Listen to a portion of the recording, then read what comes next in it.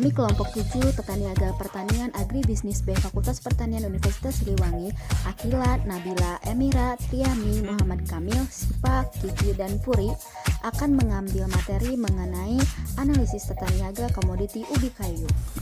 Tanaman ubi kayu atau disebut Manihot esculenta dan lebih populer dengan nama singkong atau ketela pohon merupakan pohon tahunan tropika dan subtropika dari keluarga Euphorbiaceae.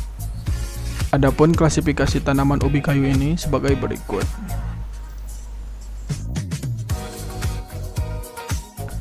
Di Indonesia, ubi kayu lebih dikenal dengan nama singkong atau ketela pohon.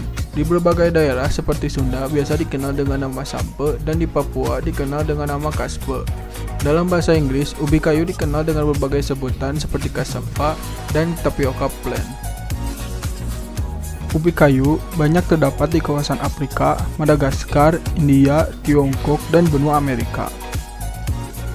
Berdasarkan data BPS, produksi ubi kayu di 10 provinsi tertinggi Indonesia yang berdasarkan luas panennya berada di Provinsi Lampung, Jawa Tengah, Jawa Timur, Jawa Barat, Nusa Tenggara Timur, Daerah Istimewa Yogyakarta, Sumatera Utara, Sumatera Selatan, dan Sulawesi Tenggara. Singkong merupakan umbi atau akar pohon yang panjang dengan fisik rata-rata bergaris tengah 2-3 cm dan panjang 50-80 cm dan rata-rata berat per rumpun sekitar 3 kg. Upaya dalam meningkatkan nilai guna barang dapat terjadi karena 4 hal, yaitu yang pertama, perubahan dalam segi bentuk, yaitu perubahan dari bentuk awal berupa barang yang mentah menjadi produk yang telah diolah. Singkong dapat dimakan langsung dengan cara merebusnya dan juga dapat diolah menjadi produk siap makan dan jenis produknya tergantung dengan daerah pengolahan. Contohnya, di Yogyakarta, olahan singkong yang biasa ditemukan adalah gaplek, yang kemudian dijadikan nasi tiwul sebagai makanan pokok. Di daerah Sunda, olahan singkong yang terkenal adalah awuk. Namun, kita lebih sering melihat singkong dijadikan keripik. Perubahan bentuk ini membuat nilai guna dari suatu produk meningkat. Yang kedua, perubahan dalam segi tempat, yaitu usaha dalam meningkatkan nilai guna suatu barang, yang dalam hal ini yaitu singkong. Singkong yang merupakan umbi dari tanaman singkong sebelum menjadi olahan hanya memiliki nilai ekonomi yang rendah. Namun, karena diolah menjadi produk yang memiliki nilai utilitas yang lebih tinggi, maka nilai jualnya pun meningkat.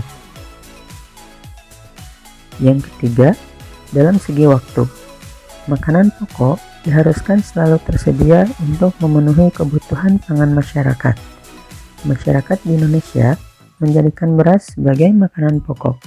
Namun, ada kalanya di mana harga beras naik yang membuat sebagian masyarakat memilih mengganti beras dengan singkong yang diolah menjadi gaplek yang kemudian dibuat menjadi nasi tuwul.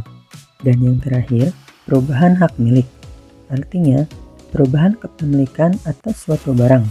Dalam hal ini, setelah singkong diolah menjadi produk lain, maka produk itu akan memiliki nilai yang berbeda yang dapat menarik pelanggan untuk membelinya.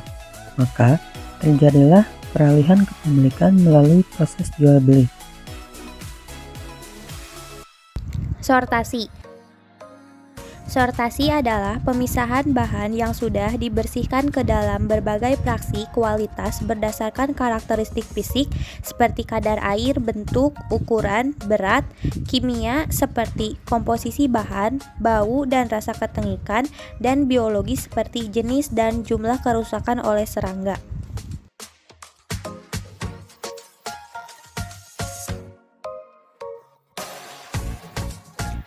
Grading.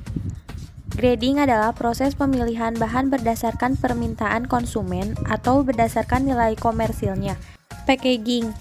Packaging atau kemasan adalah suatu barang agar aman, menarik, dan mempunyai daya pikat untuk seseorang membeli suatu produk.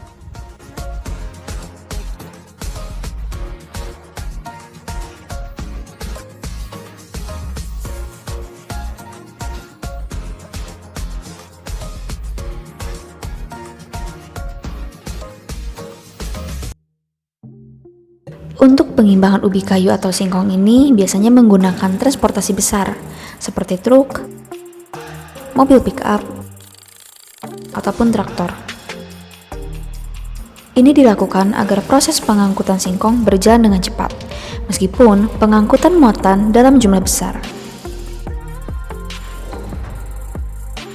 Kegiatan bongkar muat adalah proses forwarding atau pengiriman barang, biasanya berupa pemindahan barang dari gudang ke pabrik yang akan mengolahnya.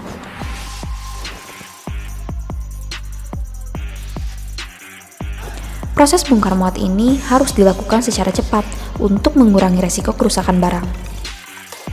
Karena semakin lama penyimpanan singkong akan menyebabkan infeksi dan intensitas serangan penyakit terhadap singkong menjadi lebih tinggi.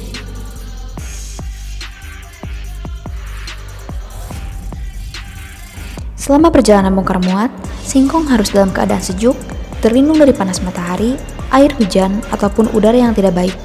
Biasanya, singkong akan ditutupi oleh terpal ataupun ditutup rapat di dalam truk.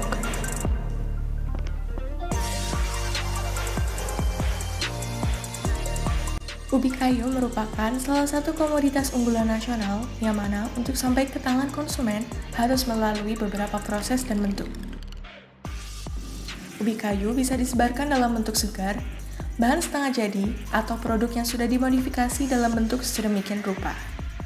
Untuk menambah nilai tambah dari ubi kayu itu sendiri, biasanya ubi kayu segar dan bahan setengah jadi akan diolah menjadi produk siap konsumsi dan pakai. Beberapa produk pangan yang terbuat dari olahan ubi kayu ada keripik singkong, terasi atau beras singkong, dan juga olahan makanan lainnya.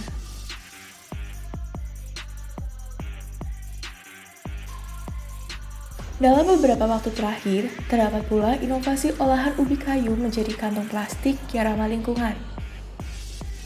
Inovasi ini menjadi terobosan serta prospek yang baik terhadap pemanfaatan ubi kayu, yang mana menjadi komoditas yang mudah ditemukan di berbagai daerah di Indonesia.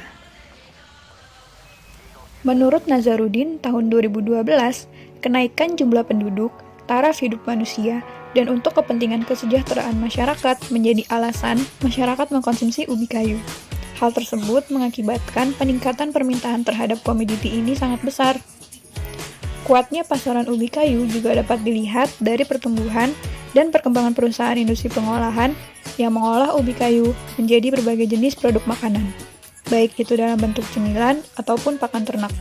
Seperti daun ubi kayu dapat digunakan sebagai sayuran yang sangat laris di pasaran. Juga umbinya dapat dijadikan sebagai makanan ringan seperti keripik, tapai, dan juga tepung tapioka.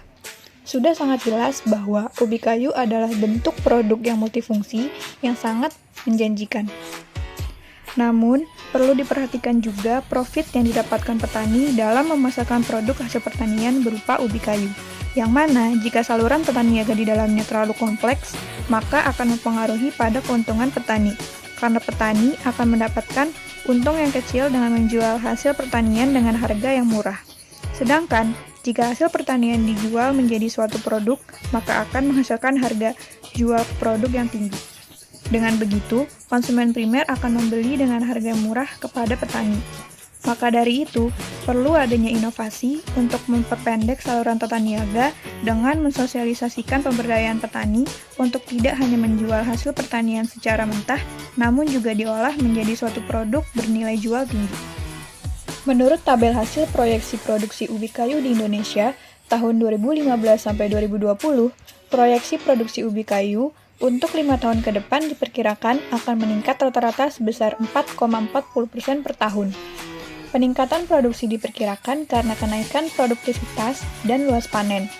Produktivitas ubi kayu diperkirakan rata-rata meningkat sebesar 1,87% dan luas panen diperkirakan meningkat rata-rata 2,69% per tahun. Selanjutnya, jika dilihat dari tabel prediksi konsumsi ubi kayu di Indonesia tahun 2015-2020, proyeksi permintaan ubi kayu tahun 2015-2020 diperkirakan akan mengalami peningkatan rata-rata sebesar 2,15% per tahunnya. Banyak permasalahan yang terjadi dalam proses tata niaga, baik yang berhubungan langsung dengan produksi dan pemasaran hasil-hasil pertaniannya. Permasalahan tersebut diantaranya: pertama, jarak antara produsen dan konsumen. Kedua, kebijakan-kebijakan yang kurang mendukung. Ketiga, sifat dan bentuk produk.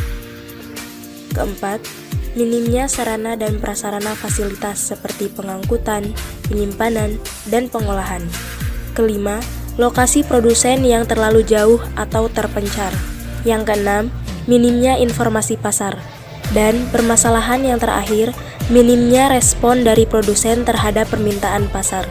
Dilihat dari permasalahan tata niaga tersebut, untuk itu diperlukan strategi permasalahan sebagai berikut. Yang pertama, dengan meningkatkan keanekaragaman produk untuk mengatasi perubahan selera konsumen dan jumlah produk. Yang kedua, meningkatkan kepemimpinan dalam perusahaan, motivasi, tingkat pendidikan, dan meningkatkan keanekaragaman produk dengan menggunakan teknologi terbaru untuk mengatasi persaingan pasar bebas. Yang ketiga, dengan memanfaatkan ketersediaan jenis atau variasi unggulan dan keterampilan yang didukung iklim, geografi, lokasi ubi kayu yang dapat menunjang peningkatan budidaya usaha tani. Yang keempat, membantu petani kecil memasarkan hasil usaha taninya secara langsung kepada konsumen. Dengan begitu, petani mendapatkan keuntungan lebih besar dan konsumen memperoleh ubi kayu dengan harga lebih murah serta dengan kondisi yang baik. Yang kelima, mengadopsi struktur teknologi yang mudah dari luar daerah dengan memanfaatkan lokasi yang mudah dijangkau transportasi.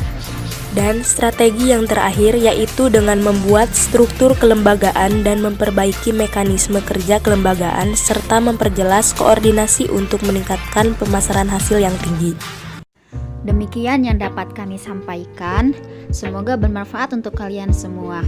Terima kasih telah menyaksikan.